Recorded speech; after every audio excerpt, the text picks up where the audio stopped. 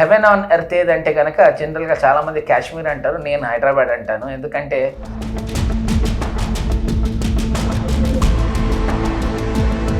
ఇప్పుడు మార్కెట్ అంతా కూడా outer ring road and regional ring road మధ్యలోనే బిజినెస్ అనేది చాలా పెద్ద ఎత్తున పెరుగుతుంది.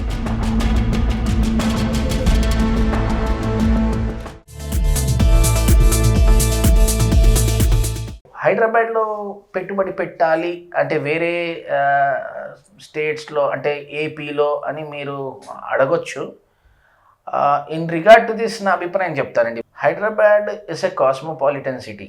ఫస్ట్ థింగ్ వెరీ ఇంపార్టెంట్, హైదరాబాద్లో ప్రజలు ఏంటంటే ఏదైనా అడ్రస్ అడిగితే ఇంటికి తీసుకుపోయి డ్రాప్ చేస్తారు. అంటే అంత ప్రేమ గల వ్యక్తులు. అంటే అది నేను చెప్పిన మాట definitely people will accept it, especially when it comes to Hyderabad.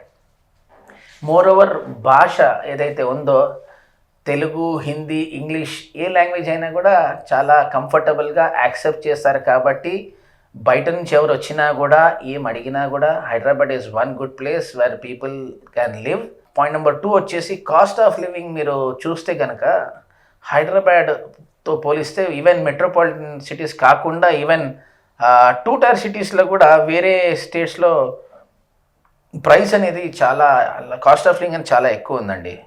When it comes to metropolitan cities వచ్చేసరికి హైదరాబాద్లో అంటే ఎంత ప్రేమగల ఓనర్స్ అంటే జనరల్గా మన హైదరాబాద్లో ఒక ఇల్లు అద్దెకి కావాలంటే మహా అంటే 2 months లేకపోతే 3 months రెంట్ అడ్వాన్స్గా తీసుకుంటారు.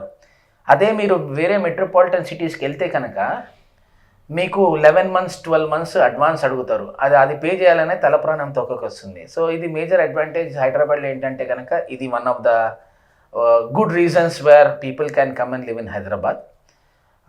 అన్నిటికంటే చాలా ఇంపార్టెంట్ ఏంటంటే అండి, హైదరాబాద్ ఈజ్ సేఫెస్ట్ హెవెన్. అంటే హెవెన్ ఆన్ ఎర్త్ ఏదంటే కనుక జనరల్గా చాలామంది కాశ్మీర్ అంటారు, నేను హైదరాబాద్ అంటాను. ఎందుకంటే మీకు ఎటువంటి సైక్లోన్ ఎఫెక్ట్ కానీ ఎటువంటి వాతావరణం అంటే భగవంతుడు హైదరాబాద్కి చాలా అంటే సేఫ్ అని చెప్పేసి అన్ని రకాలుగా. అంటే ఇప్పుడు ఎగ్జాంపుల్ మీరు ఏపీని హైదరాబాద్ని కంపేర్ చేస్తే ఏపీ ఇట్స్ గ్రోయింగ్. నేను ఆంధ్రప్రదేశ్ కూడా మంచిగా ఎదగాలని మనస్ఫూర్తి కోరుకునే దాంట్లో ఒకటి. కానీ మనకు క్లైమేటిక్ కండిషన్స్తోని చూసుకుంటే కనుక మొన్న వరదలు, తుఫాన్లు వచ్చాయి. ఇప్పుడు కూడా అది ఎఫెక్ట్ అనేది ఏదైతే ఉందో అవి ఈ హైదరాబాద్కి చాలా తక్కువ అండి. అది మేజర్ అడ్వాంటేజ్. హైదరాబాద్లో మీరు కనుక పెట్టుబడులు పెడితే కనుక ఈల్డింగ్ అనేది చాలా ఎక్కువ ఉంటుంది. హైదరాబాద్లో ఎక్కడ పెట్టుబడి పెట్టాలని ఆలోచిస్తే కనుక జనరల్గా నన్ను అడిగితే కనుక నేను చెప్తాను నార్త్, ఈస్ట్, సౌత్, వెస్ట్. మీరు ఎక్కడైనా పెట్టండి కానీ డబ్బులు పెట్టుబడి పెట్టండి. That is very important in life. మళ్ళీ అదే చెప్తున్నాను, ఇప్పుడు అన్ని రోజులు ఒకే రకంగా ఉండదు.